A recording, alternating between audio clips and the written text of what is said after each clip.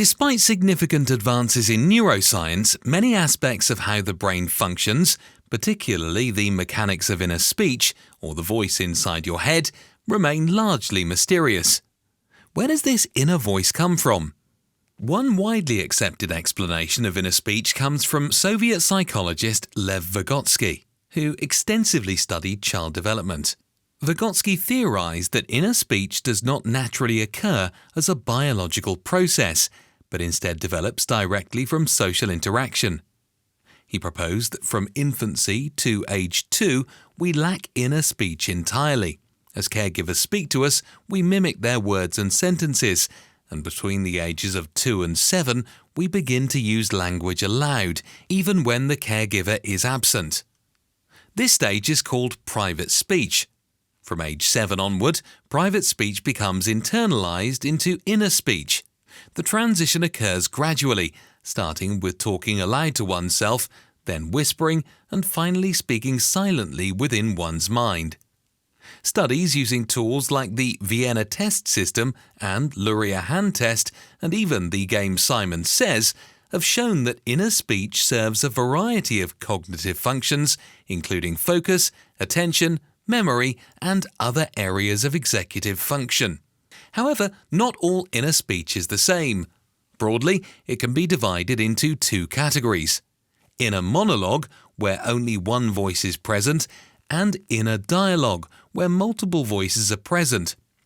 A 2015 study published in the Social Cognitive and Affective Neuroscience Journal found that inner monologue and inner dialogue activate different areas of the brain.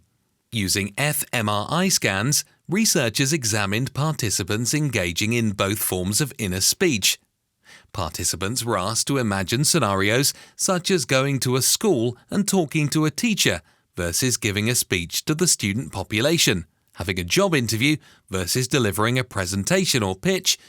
The scans showed that both types of inner speech activated the right superior temporal gyrus, STG.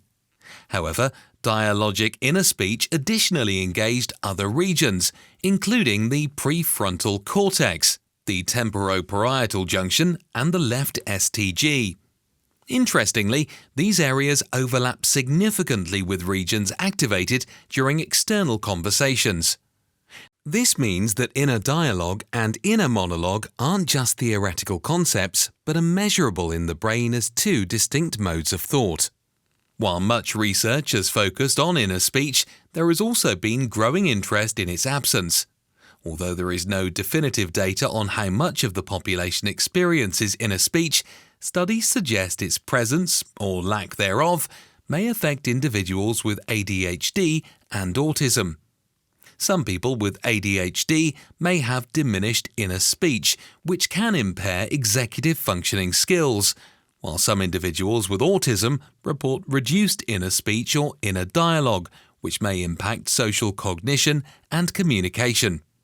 It's important to recognize that people's inner experiences are highly unique. For example, while inner speech is one way of experiencing thought, others report stronger inner visuals. This phenomenon is often measured through the Apple scale, which asks individuals to picture an apple and rate its vividness on a scale from 1 to 5, ranging from highly realistic to no mental image at all. Those with strong inner visuals excel at tasks requiring imagination, interpretation, or visual problem solving, such as storyboarding for films, building furniture, or solving a Rubik's Cube. Conversely, some people report having neither inner speech nor inner visuals. Whether through inner speech, visuals, or even the absence of both, findings have shown how varied people's inner experiences can be. Most of what we know about this topic has only emerged in the last 10 to 20 years, marking it as a very new field of study. As research continues to grow, it will challenge us to rethink what it truly means to be conscious.